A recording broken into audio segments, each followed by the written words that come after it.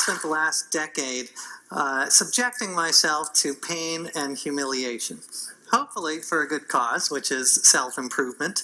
And I've done this in three parts. So first I started with the mind, and I decided to try to get smarter by reading the entire Encyclopedia Britannica from A to Z, or more precisely from Ak to Zibiech. And here's a little image of that. And this was an amazing year. It was really a fascinating journey. It was painful at times, especially for those around me. My wife started to fine me $1 for every irrelevant fact I inserted into conversation. So it had its downsides. But after that, I decided to work on the spirit. As I mentioned last year, I grew up with no religion at all. I'm Jewish, but I'm Jewish in the same way the Olive Garden is Italian. So, not really. But I decided to learn about the Bible and my heritage by actually diving in and trying to live it and immerse myself in it. So I decided to follow all the rules of the Bible, and from the Ten Commandments to growing my beard, because Leviticus says you cannot shave. So this is what I looked like by the end. Thank you for that reaction. Yeah, I look a little like Moses or Ted Kaczynski. I got both of them. So there was the topiary there. And yeah, there's the sheep. Now, the final part of the trilogy was I wanted to focus on the body and try to be the healthiest person I could be, the healthiest person alive. So that's what I've been doing the last couple of years. And I just finished a couple of months ago. And I have to say thank God, because living so healthily was killing me. It was, it was so overwhelming, because the amount of things you have to do, it's just mind-boggling. I was listening to all the experts and talking to sort of a board of medical advisors, and they were telling me all the things I had to do. I had to eat right, exercise, meditate, pet dogs, because that lowers the blood pressure. I wrote the book on a treadmill. It took me about 1,000 miles to write the book.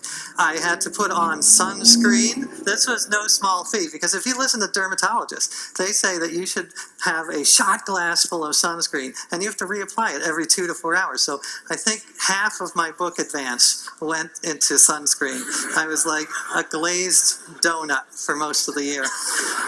There was the washing of hands. I had to do that properly. And my immunologist told me that I have to wipe down all of the remote controls and iPhones in my house, because those are just orgies of germs. So that took a lot of time. I also tried to be the safest person I could be, because that's a part of health.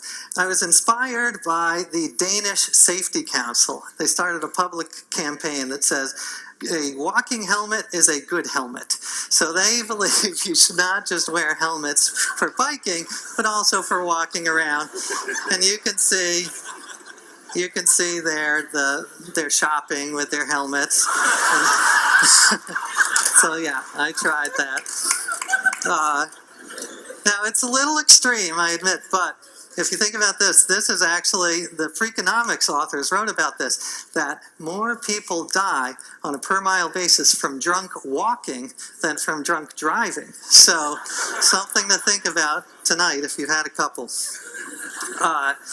So I finished, and it was a success in a sense. All of the markers went in the right direction. I lost, my cholesterol went down, I lost weight. My wife stopped telling me that I looked pregnant, so that was nice. And it was successful overall, but I also learned that I was too healthy, and that was unhealthy. I was so focused on doing all these things that I was neglecting my friends and family, and as Dan Buettner can tell you, having a strong social network is so crucial to our health. So I finished, and I kind of went overboard on the week after the project was over. I went to the dark side, and I just indulged myself. It was like something out of Caligula, but without the sex part, because I have 3 young kids, so that wasn't happening. But the overeating and the overdrinking, definitely. I finally have stabilized. So now I'm back to adopting many of, not all, I don't wear a helmet anymore, but a lot of the dozens of the healthy behaviors that I adopted during my year. It was really a life-changing project. And I, of course, don't have time to go into all of them. Let me just tell you two really quickly. The first is, and this was surprising to me, I didn't expect this to come out, but I live a much quieter life now, because we live in such a noisy world. You know, it's so noisy. There's trains and planes and cars, and Bill O'Reilly, he's very noisy. And this is a real underestimated, underappreciated health hazard.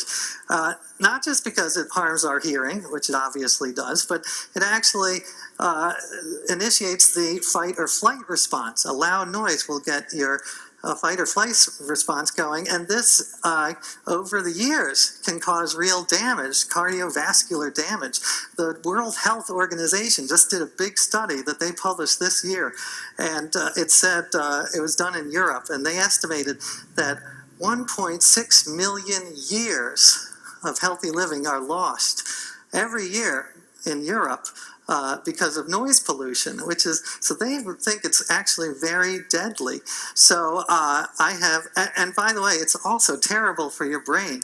You know, it really impairs cognition. And our founding fathers knew about this. When they wrote the Constitution, they put dirt all over the cobblestones outside the hall so that they could concentrate. So without noise reduction technology, our country would not exist. So as a patriot, I felt, you know, it was important to, I wear all the earplugs and the earphones, and it's really improved my life in a surprising and unexpected way.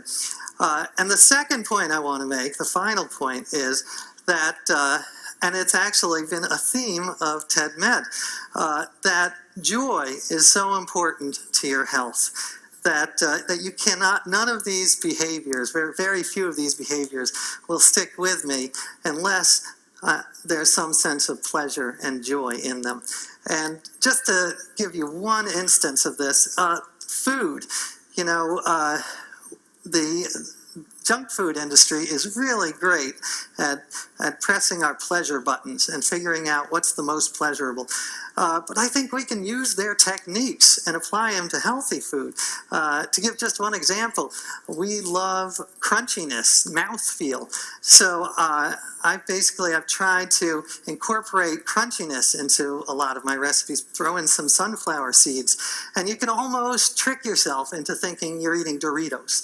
And it has made me a healthier person. So that is it. The book about it comes out in April. It's called Drop Dead Healthy, and I hope that I don't get sick during the book tour. That's my greatest hope. So thank you very much.